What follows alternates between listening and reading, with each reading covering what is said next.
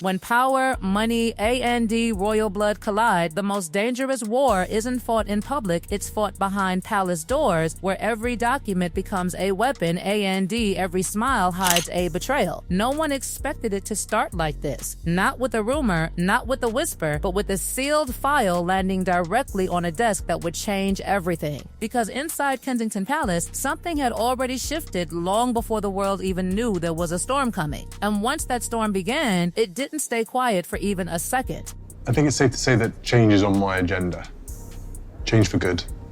And I embrace that and I enjoy that change. I don't fear it. A brutal war for the throne has officially ignited as Prince William quietly activated a shadow audit campaign determined to expose the true face behind the nonsensical financial figures at the Invictus Games. And just like that, the moment the phrase shadow audit entered the picture, it wasn't just an investigation anymore, it became a silent declaration of war. Because what triggered William wasn't noise, it was numbers. Numbers that didn't behave like numbers should. Figures that grew too fast, budgets that expanded too wildly, and a story that kept changing depending on who was speaking. And when those inconsistencies finally reached his desk, there was no hesitation, no consultation, just action. Then came the claim that would ignite everything further, allegations tied to Meghan, accusations of influence, manipulation, and a carefully constructed public image built around charity and global goodwill. But beneath it, according to these emerging claims, something far more calculated was allegedly taking shape, a system where emotional storytelling and humanitarian branding supposedly merged into financial leverage. And once that idea entered the conversation, trust inside the palace didn't just crack, it fractured completely. William alleges that Meghan has played a hand in sophisticated bribery schemes, transforming the pain of wounded veterans into a brand shield to sustain a lavish lifestyle and serve her personal Netflix ambitions. From that moment, every detail began to feel like evidence instead of coincidence. The Invictus Games, once celebrated globally as a symbol of resilience, suddenly became the center of a financial mystery that no one could ignore. And what investigators found only deepened the tension. A budget that started at around $1 million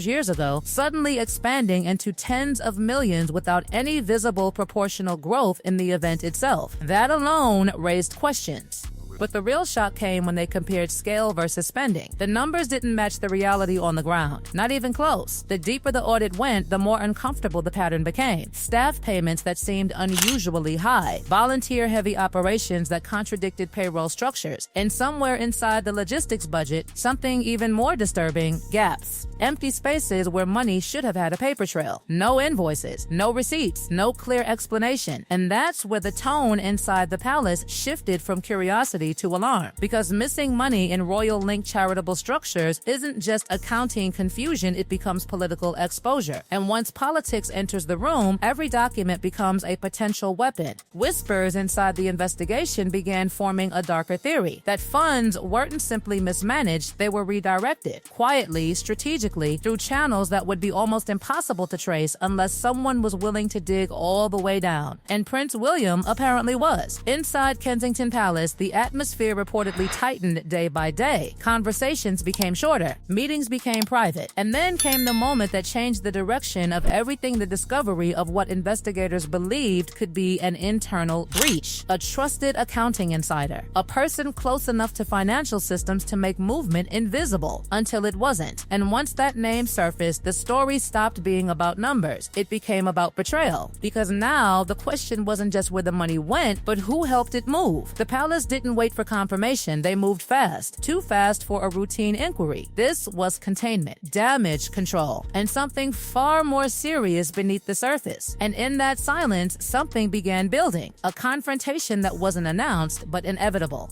Because once a royal audit starts pointing inward, it doesn't stop at systems, it reaches people. The moment that internal breach was confirmed inside palace systems, everything escalated from quiet suspicion into a full-scale institutional reaction. There was no more waiting, no more soft language, no more uncertainty. Because once a trusted insider was allegedly linked to financial manipulation, the entire structure of accountability shifted from investigation to immediate extraction. The accounting assistant was brought in under pressure, not with ceremony, ceremony, but with silence so heavy it felt like judgment had already been passed before a single question was asked. Documents were placed in front of him like evidence in a closed courtroom, and yet Prince William reportedly didn't even look at the paper first. His focus stayed locked on the human being across from him, as if reading fear was more important than reading numbers. The tension peaked when the assistant finally broke, revealing fragments of what he claimed were instructions, pressure, and carefully buried financial pathways that pointed toward a system designed to reroute funds while keeping every trace just barely outside official visibility. And once that confession began, there was no stopping the momentum. A hard drive appeared on the table. Agreements surfaced. Names, channels, signatures that were never meant to be connected in the same narrative started forming a picture that investigators could no longer ignore. Within hours, the palace didn't just react, it mobilized. The dismissal of the insider was immediate, absolute, and without negotiation. No protection, no delay, no ambiguity. And as that individual was escorted out of royal space, the atmosphere inside the institution reportedly shifted into something far more controlled and far more serious. Because now the issue wasn't isolated misconduct, it was systemic exposure. That same day, an emergency session was called with senior advisors and the Privy Council, where the tone reportedly turned sharp, direct, and unforgiving. Financial reports were placed on the table with force, and accusations that had once been whispered were now spoken aloud in structured official language. The argument wasn't framed as confusion or misunderstanding anymore. It was framed as moral collapse, as exploitation disguised as philanthropy, as charity infrastructure allegedly being repurposed into a private branding machine. And as the discussion intensified, one narrative kept repeating itself in different forms: that wounded veterans and public donations had somehow become part of a larger media and commercial ecosystem tied to personal influence and production deals. The breaking point came when the confrontation expanded beyond internal walls. A direct call was made. First to Harry, no response. Silence, then again, still nothing. And that silence itself became interpreted as an answer inside the palace. But when Meghan finally answered, the tone shifted instantly. What began as an attempt at communication turned into a sharp, controlled exchange where William reportedly delivered an ultimatum with zero room for interpretation. He demanded financial records, ledgers, bank documentation, and full transparency regarding Invictus-related funds. The message was clear: cooperation or institutional separation. No middle ground, no diplomatic buffer. And once that call ended, the situation stopped being internal entirely. It spilled outward. What followed was not just backlash, it was acceleration. As the allegations spread through media cycles, global attention locked onto the story like it had been waiting for ignition. Headlines multiplied, discussions intensified, and public interpretation fractured into outrage, disbelief, and suspicion all at once. Then came the images: luxury settings, high-profile social environments, scenes of wealth and exclusivity that stood in sharp contrast to the charitable narrative that had once defined the Invictus identity. And whether every detail was contextual or not no longer mattered in the public arena. Perception had already solidified into conviction.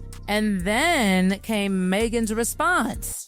Instead of silence, she reportedly chose confrontation again, issuing statements that directly challenged the institution, accusing it of hypocrisy, control, and targeted hostility. But instead of easing pressure, the reaction intensified it, because every new statement added fuel to an already uncontrollable narrative spiral. The public response turned harsher, more unified, more emotionally charged. Demands for accountability replaced debate. Demands for removal replaced discussion. Inside the palace, the final decision was no longer debated for long. A formal directive began moving through official channels: the stripping of titles, the severing of institutional association, and the complete removal of royal branding from the Sussex-linked structure. It wasn't framed as revenge. It was framed as preservation. And when that decision became public, the reaction was immediate and overwhelming. Supporters and critics collided online, but the dominant wave was unforgiving. Accusations of hypocrisy, exploitation, and image manipulation flooded social platforms. And under that pressure, the final symbolic collapse occurred: Meghan's sudden withdrawal from her own digital presence, shutting down her account entirely. Not an explanation, not a statement, just silence. And in that silence, the story didn't end, but it changed shape, because what remained wasn't resolution, it was fragmentation.